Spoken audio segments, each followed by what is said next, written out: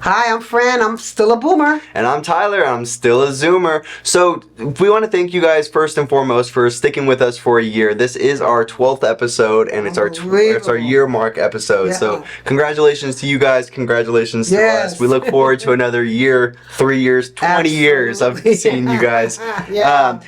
So in this episode today, we're actually going to talk about everything you need to know in order to sell your house. So we're going to go detail by detail of the process. We're also going to touch on for sell by owners and a couple other things in this video.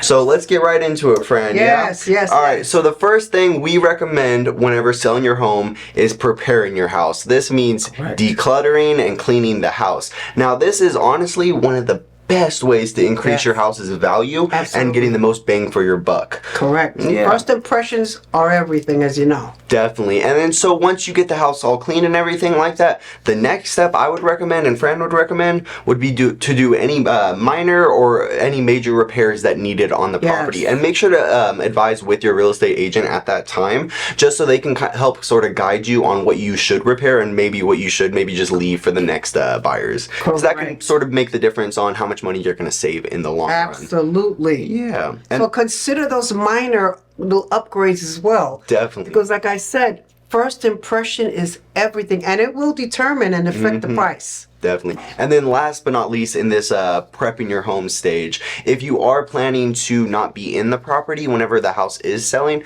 make sure to stage the home. You know what I mean? Make sure it looks homey and inviting. And if you are planning on staying in the house, like we said before, just make sure it's clean and it's presentable to show to strangers, I guess. Yes. We looked at a house today. We had a caravan. We looked at 4 homes today. And that's really important for us as agents to go out and see what we're going to try to, show our potential buyers.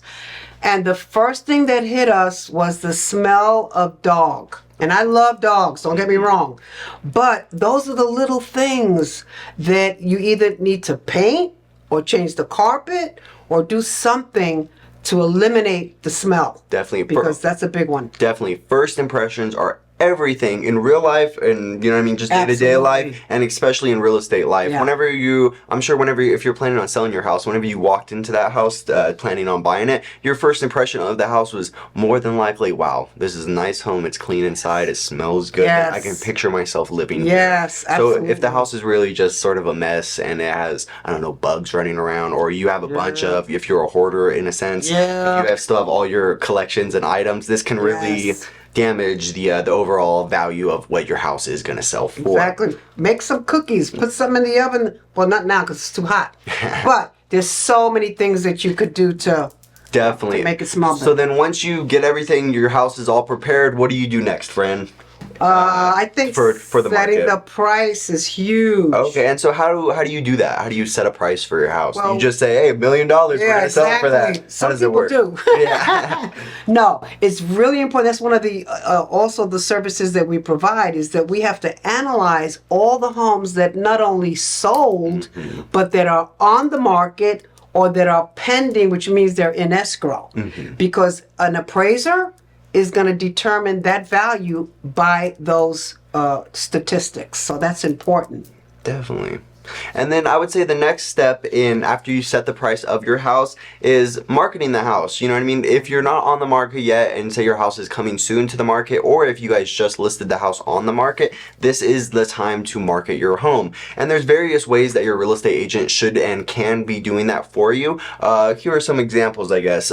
They can go around the neighborhood. They can either call all of the neighbors, let them know about it, go talk to them face to face, see if any of the neighbors want to pick out their new neighbor. Correct. Or another great way to market a home is online, so through social media. This is actually, did you know 97% of buyers actually the very first time they see their house is online? Exactly. So if you're not having a strong online appearance, that definitely can stagnate your marketing of your house. And another thing you could do is put a sign out front. Let the people know who are driving by that your house is for sale. Definitely. And there's a bunch of other marketing ways that we would love to share with you guys, so just feel free to talk to to us. And if you're having any confusion on how you should market your house in the future, we're definitely here to help you guys. Absolutely. Yes. Yeah, marketing is huge. It's a lot more than just putting a for sale sign. We have to, of course, use all the tools that we have, which is social media. There's so many people that, like you said, the first thing they do is they go online. They don't even call a realtor, and they'll come to us with, oh, here's the list of homes we want to see. That's the buyer of today. So it's important that we know our inventory, and that's why we go on caravans to see the inventory. And we know, because of our experience out here in the marketplace, what's selling, what prices. I mean, there's so much to a sales agreement that is sometimes really overwhelming, even for us. So, and if you're trying to market your property, one of the biggest things too is make it available for buyers to come in. And this can be through making the house easy for buyers to just show up on the fly or within a proper notice. Or another great way is to be doing open houses. If you're working with a real estate agent at the moment and they're not doing an open house for the house that you're selling, I would talk to them, suggest it, say, hey, what are you doing different that you do not need to do an open house at my property? Because what open houses are, for those who you don't know, it means the house is open to the public for that time, for that specified time frame. Meaning anyone could come view the house in that time frame without needing their agent or essentially having an appointment booked, because that is the appointment. And these are critical for selling your house, especially in neighborhoods where there is a lot of people, or if you're on like a busy street or something like that. Open houses are huge. So always make sure to check with your realtor that they are going to do an open house for you. Right, exactly. Those are one of the many tools that we use to market a property. Definitely. And then so once you marketed the property efficiently and you found that buyer that you're working with, right? It's time to negotiate. Now, we mentioned on this in our last video when we talked about the buying side of things, and this is very similar as to the selling side of things. Now, except for the fact that the seller actually has more leverage in these negotiations, depending on the situation. Right. For instance, if your house has just been on the market within the first month, within the first week, 2 or 3, you're way more likely to receive multiple offers on that property. And if you receive multiple offers in on that property, then what you can do is actually take those offers and have those two buyers essentially compete over each other to get to that highest price, and then you take that bidding war. Definitely. And so a thing that you might see though is if your house is on the market for more than those 30 days, then you're likely to see less offers on the property, less showings, just because the majority of people have already seen the property. So, and don't fear, do not worry if your house has been on the market for a little bit. At the end of the day, it will sell. The important steps of an agent to make sure that the house sells hopefully within that first month, or if not that first month, at least have things lined up so that way you can get the most money for your house. Right.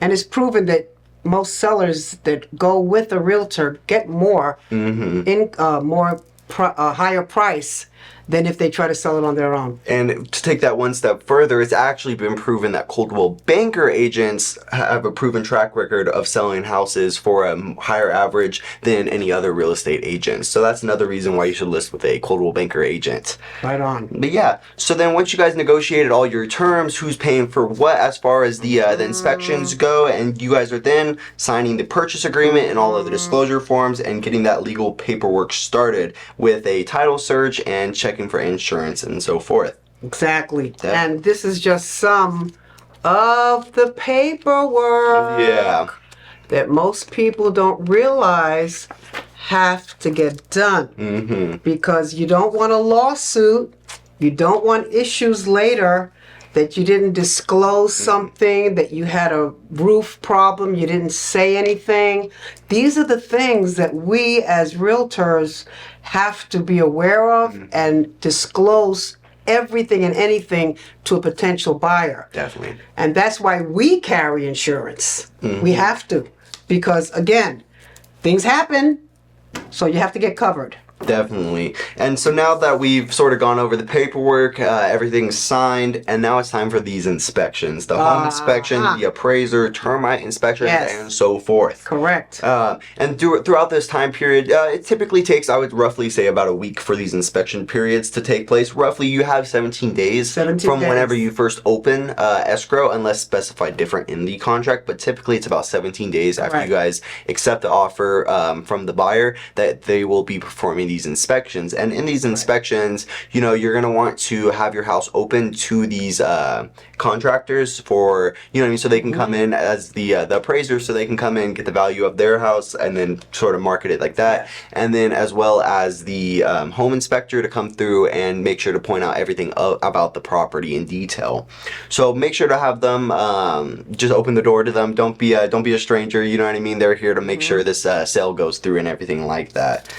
And I don't know about other realtors, but I know we always meet the appraiser at the home with the comparables that we have found. Definitely. Of course, the appraisers are going to find their own, but it's always good to be there and give them justify why the price is what it is. Definitely. And they have to see that in writing, or else they're going to, because you know what?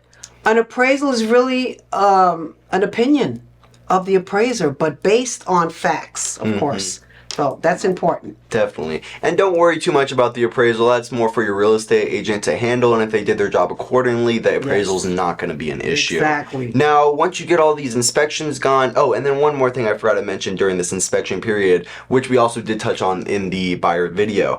The negotiations will happen again in this period. More than likely. If something does come up on the property, the buyer's going to want it fixed, and you as the seller may not want to pay for that. So therefore, we got to negotiate and try to find a happy compromise. Exactly. So negotiations for as far as the appraisals and everything go, this is pretty standard. So don't fear this too much and kind of have an expectation that this is going to happen down the line. And if you have a house that's in tip-top condition, do not fear if anything you're paying, you know what I mean, for small stuff, or you can just negotiate it out with your agent and everything like that. So then once you handle all the appraisals, the final walkthroughs, then it's time for the closing meeting. So that's where you go and meet with your escrow company and you sign all of the legal paperwork just stating transferring over the title of the house. And then from there, we celebrate. You have sold the house. You have moved out from the property, you've transferred the utilities over, and you've received your the benefits of being a homeowner as far as the financials. So, but like Tyler said, it's negotiating throughout almost the whole transaction. Definitely. Because when the appraiser comes, if that appraisal comes in low and the buyer doesn't have the difference, there goes your transaction. Definitely. Or if it comes higher, well, great, but you know, you're in the middle there, so it's negotiating throughout the whole thing with the repairs as well. Definitely. And then, so Fran touched on it a little earlier in this episode. Let's talk about now for sale by owners, because we just went through the whole process of selling your house, and I'm sure you guys can see that it was a little bit it's a little bit complicated of a process. You know what I mean? It's not some easy thing that anyone can just naturally pick up and just sell their home. But trust me, people do it. People do sell their house for sale by owner. Do you want to talk a little about the pros? Let's go with the pros and the cons, okay? The pros, of course, everybody thinks, oh, I'm going to save a commission. But now commissions are negotiable. It's not written in stone. So that's very important to realize. We're worth every penny. I'm telling you, because of what's involved in most transactions. And we always go beyond what's expected of us. So that's one of course, the pros. And you have full control over the pricing and marketing as the seller, because you won't have a realtor that you're going to be working with. What are some of the cons? Yeah, let's get into some of the cons. So it is a very time-consuming process selling your house. So we went over the whole process. You're going to be in charge of this entire process, making sure that all of this this paperwork that we see here is many paperwork, right? So you're going to have to make sure and go through every single one of it and make sure everything everything is Yes. correctly filled out. If not, you're open to a lawsuit. Correct. And really, who wants to waste their time I with that? don't. But that's not even. So once you learn your paperwork and everything like that, the next process is you're gonna have to manage to get buyers to come in the house. You're gonna have to effectively market it, and without putting your house on the MLS, it's a lot less likely for people to see the property. And for those of you who do not know what the MLS is, it's the multiple listing service, and this is where sites like Redfin, Zillow, Realtor.com. Yes. This is where they get all of their information about the housing market, and they pull it from the MLS. Correct. So if you're doing this as your own, if you're selling the house by yourself, you see there's a little tab on Zillow that says for sale by owner, right? Not all the websites have that, however, and on top of that, other agents aren't necessarily, other real estate agents are not looking on Zillow or Redfin to find properties for their buyers. We are using the MLS. Correct. So therefore, if your house is not on the MLS, that's even a higher chance You're that your house limiting- isn't going to be seen. Yeah, Correct. you're limiting yourself. And you're going to have to pay for all these marketing materials yourself. You're going to have to pay for a sign to be on your house if you want so. Right. And if you don't want so, that's even less people that are going to see your house. So that's one cost. You're going to have to pay for the escrow. You're going to have to pay for, and a lot of negotiation. So throughout this negotiation period, if you don't have a real estate agent who's done this day by day and knows the process and knows what you're entitled to and what the buyer's entitled to, then as the seller, if you're doing it by yourself, you don't know all these things. So you're more likely to be susceptible Yes. to the buyer's agent sort of taking advantage of you. Being with whenever these anything comes up on these home inspections, the buyer's agent say, hey, you better pay for all of these because if not, we're backing out. Correct. When in some cases, these things can definitely be negotiated out, Yes. but as if you're just doing this day by day, you might not necessarily know how to go about even negotiating those out without losing the deal altogether. So basically, another con is it's just a very complex process. Like we talked about, there's a lot of paperwork, a lot of things that you're gonna have to be doing, and it's also a proven fact that homes sold by their owner or just by their owner without another agent sell for a lot less than Yes. what they averagely. Yeah, because do you with an don't agent, have a like we third talked about. party that's working in your favor and figuring it out and negotiating. So yeah, that makes sense to me. But I mean, at the end of the day, if you feel like, hey, I'm capable of handling all these contracts, I'm capable of navigating this whole process by myself, I'm comfortable with taking time out of my everyday job to sell my house and save some money in commission that you may lose later on just by not having that agent, then go for it. You know what I mean? We're not going to stop you in that. And if you do need help in that process, feel free to reach out for us because Yes. we are here to help you at the end of the day. Yeah. You know, if you have any advice, if you need any advice, I mean, please give us a call. Yeah, We are happy to help, absolutely. even if you are selling the house by yourself. We're And still it here for you. depends too if the time factor. If let's say you have a job relocation, you don't have, a month or 2 or 3 to fiddle around and try to, figure out this business. Yeah. Also, since we are Coldwell Banker, we have, offices all over the United States. I think even in Puerto Rico. And so we're able to help you with the relocation process. Definitely. If you need to be at a certain place at a certain time, we're able to help you with that. So that's a big factor too. So does that kind of cover it all for sell by owners? What do you think think, friend? so. Okay, last thing, and I know you said no questions, but I do have one question. So since it's our year mark episode, I kind of just want to ask you, friend, looking back in the last year, what was sort of one of the favorite subjects or something that we talked about in this podcast that, I don't know, that stood out to you? Well, I like the costumes we had on. Costume, definitely. I like yes. the Halloween and the whole Yeah. thing because you know what? Almost every month there is some kind of celebration. Yeah. So I love that. I love the fact that we're being of service to our community, to people that don't know what to do, how to even begin the process. That's what we're here for. Definitely. So please give us a call. It doesn't no obligation again. If you need a question answered or if you have a friend or relative that's interested, let us know. We're here for you. Definitely.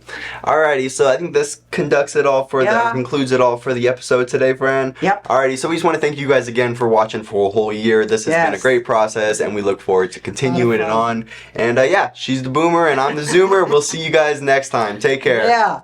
Awesome.